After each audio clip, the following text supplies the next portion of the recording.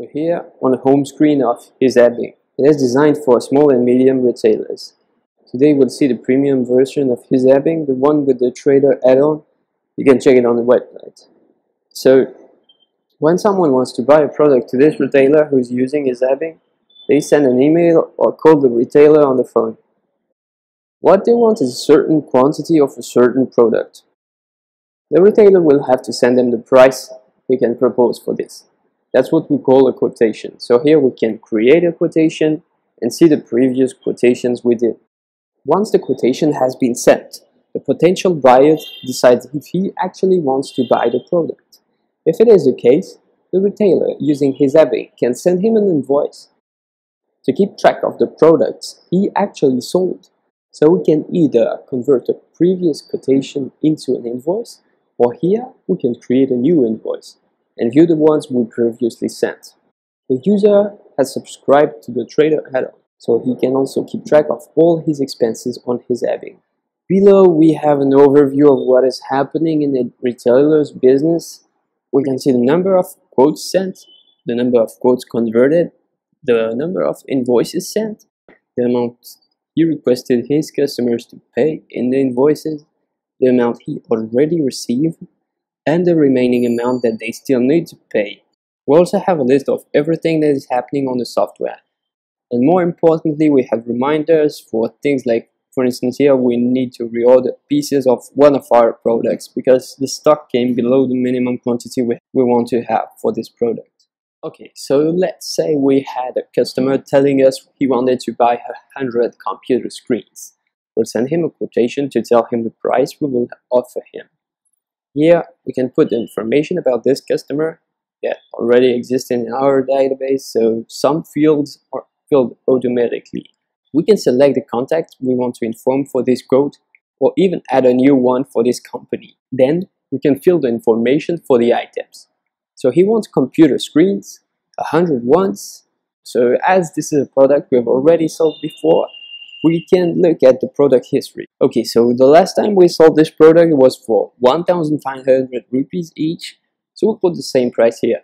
We can add other things like the delivery price, for instance. Then we can add the payment terms for this quote, like 30 days, for instance. Then the quote validity and the delivery terms. We can add some comments also. Then we have the terms and conditions here. They are the same for every quote. We've previously entered them in settings of the company, as this is a legal requirement. We can also attach files, for instance, pictures of the items we will send. Then if we click on Save and Send, we have an email that is automatically generated. We can edit its text if we want, and it will send all the information we entered at the format we want, either in PDF or Excel, or both, to our contact. He receives the email, goes through the quotation, so it's really neat and clean with all the retailer's detail. And if the price is okay to him, he can tell the retailer that he's okay to buy. So when we know that the buyer wants to buy us some products, we can create a new invoice to send. But if this order comes from a previous quotation, he can directly transform the quote into an invoice. So let's do this. The information from the buyer stays here, and we can enter the specific information related to, for instance, the delivery process. And we also have several locations where we stock this product. So we have to say from which stock we want to take these products. This way, we'll track the product quantities and get a reminder when the stock will be too low in this warehouse. Then it's exactly the same as in the quotation. We can add the payment terms and comment, save and send. The client receives it via email in the same fashion. Then on Hisabing we can see all this information as invoices, like that, or as pro formas, like that. If the buyer gets late to pay, we can remind him just by clicking here to send him an email. We can also add a comment to follow up on his payment. Then when the buyer pays the product or a part of it, we can record it here under payment.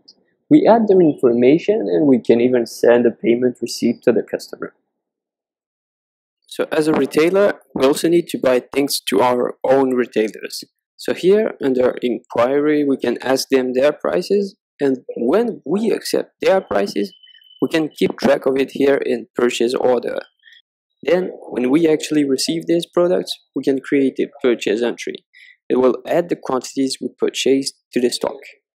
We also have reports for everything we enter here, and we can export that into Excel to play with it. For other expenses not related to the products, we can track them here in expenses. For instance, snacks we bought for the employees, salaries, etc. etc.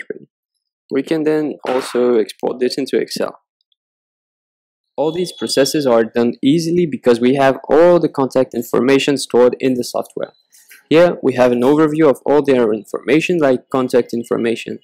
The most important information we have is the amount of money our customers still have to pay us. We can send them a reminder for each invoice or program the software to do it automatically in settings.